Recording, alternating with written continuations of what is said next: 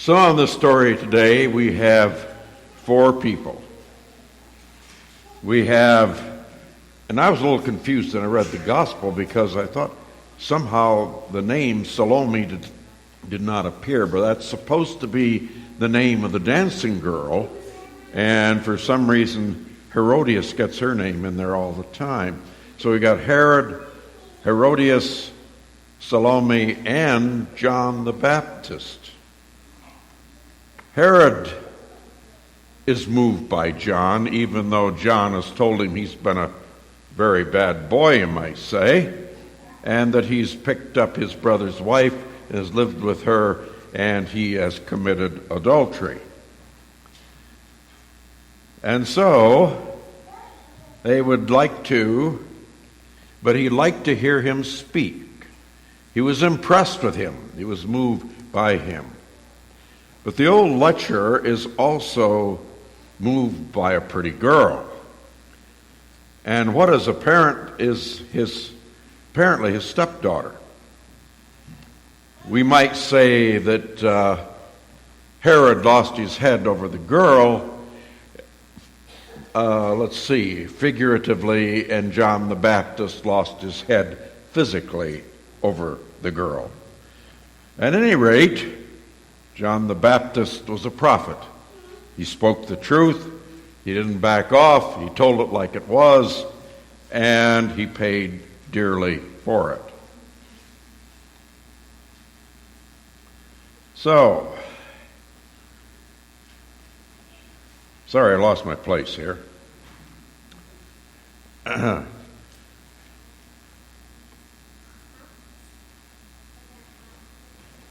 Okay, well, whatever. And so he gives Salome the choice. And she goes to Mom, and she says, what will I ask for? And she says, well, I want the head of John the Baptist on a platter. It's really a rather gruesome thing to be presented at a dinner party, but at any rate, that's what she wanted. They got pretty nasty in those days sometimes. Herod feels he can't back down because he said this. He said it to the people. He's in front of people. And so he's got to do it. He doesn't want to do it, but he's got to do it. So he sends soldiers to get John's head. And they bring it back. And I guess everybody, except John, of course, is happy. But what is it about prophets? We think of prophets as people that foretold the future. And actually, prophets are people who spoke the truth and let the chips fall where they may. And so here's John, who lets the chips fall where they may, and his ministry comes to an end. But the other kind of prophets, those prophets are spelled with an F. Those prophets are the lubricant of capitalism, which is the system under which we operate. And everybody has to have prophets, because if you don't, you go out of business and your employees go on the streets. And that's not a good scene. But at any rate, prophets take precedence with most people. But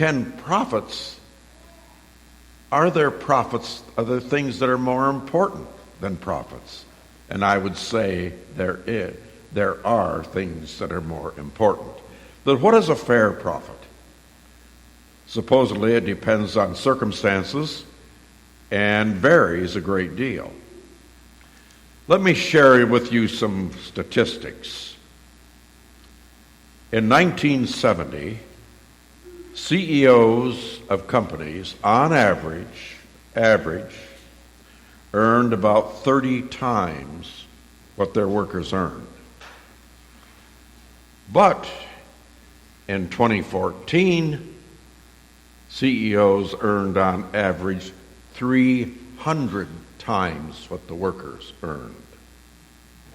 And now it dropped a little bit in 2016 to like only 271 times what your workers earn.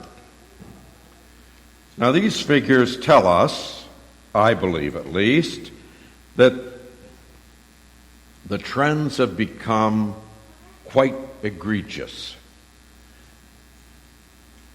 In other words, they have moved to beyond the bounds of reasonableness. And they also point out to us that there is a growing gap in wealth in this country. We say, well, people work hard, they should be rewarded. Well, what about those who work harder and maybe are rewarded less? So, the U.S. does not rank high in this category. The gap is greater here than in most other countries. I'm not sure we're number one, but we're right up there. And there are people that are saying this is something that we can't have continuing. There are people who have written books on the subject, who say that societies where the wealth is equal or nearly equal, not everybody's going to be absolutely the same, but where there is some sense of equality, those people are happier than those who live where there's this great gap that stands before us. Anyway, if we look around, it seems to me that we can see an increase in rancorous nastiness that's taking place in our country. There's a bitter mood in the land as people are looking around and saying, why should they benefit way more than me? And we say there's a sense in which that's not right, but in another sense, there's a sense in which it is wrong. So what's important in our system? Profits are important in our system, but there are things that are more important.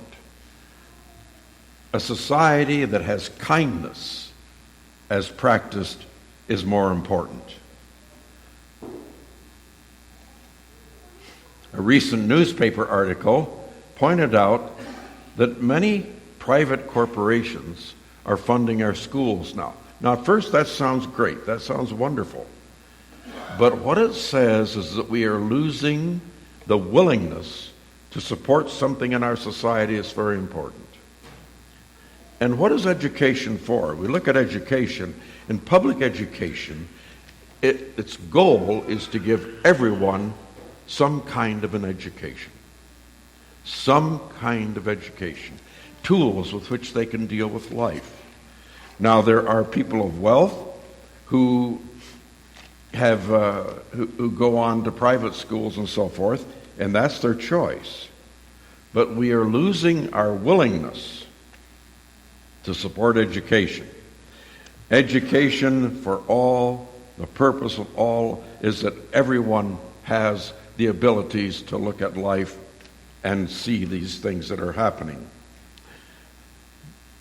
And so this becomes the point where education then becomes the provenance of the very wealthy and the very powerful. And we need to remember that there are people who always have to have this opportunity. Not everyone takes advantage of it, but there will be others who will.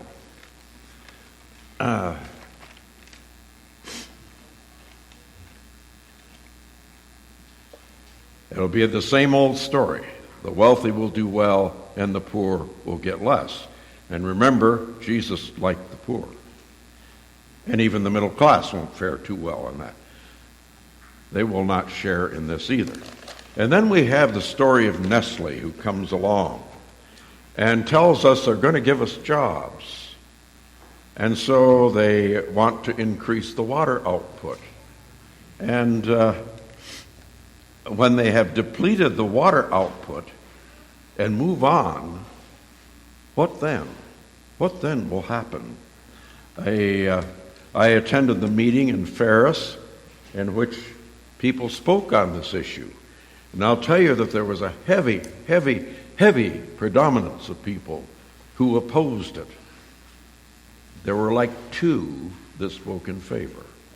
One was an employee of Nestle. One was a government official who really thought we could get some jobs. The problem is, what price do the jobs come? And the very bottom line is, if you're dead, a job doesn't do you any good. Now, that's pretty hard, I admit that, and not many people are going to reach that point, but still, there's some truth to it. So, if the DEQ had noted the heavy predominance, they didn't show us that because they approved Nestle's request. Because they said, well, they filled in all the dots and dotted all the I's and crossed all the T's. I wonder if that's what the Nazi officials in Germany said and got away with. Yeah, I know that's kind of hard, but, So, there is also the story of the city of Waukesha, Wisconsin. Waukesha, Wisconsin had water springs that were the pride of the area. And they had people coming in that were buying this water. And then it reached the point where, because of the population growth as well as the loss of water, they were without. And now Waukesha has to apply to the Great Lakes Consortium in order to take water from the Great Lakes. And that request has been granted. However, the question arises, how many more will be making such requests? Now, you're probably wondering, what on earth has all this got to do with the gospel? Well, we'll find out here. Unfortunately, we are like John the Baptist, with our heads being served up on a platter, while the wealthy and powerful move on to the good life, or party on, ignoring the needs of health care for all people, ignoring the fact that people are torn from their parents, ignoring the fact that many people in our country live in poverty while the rest of us do very well. There are victims, indeed, who end up being victims of human trafficking, and that's another story. As Christians, we are called to be champions of the poor and those whose voices are routinely ignored. We are called to be watchdogs for our environment, because the environment is a gift from God. We have it in this spaceship Earth that makes us journey through space, and God has given it to us to take care of. We are called to be caretakers of God's gifts, to make humanity into that which has been dehumanized, and to bring power to the powerless and hope to the hopeless. Amen.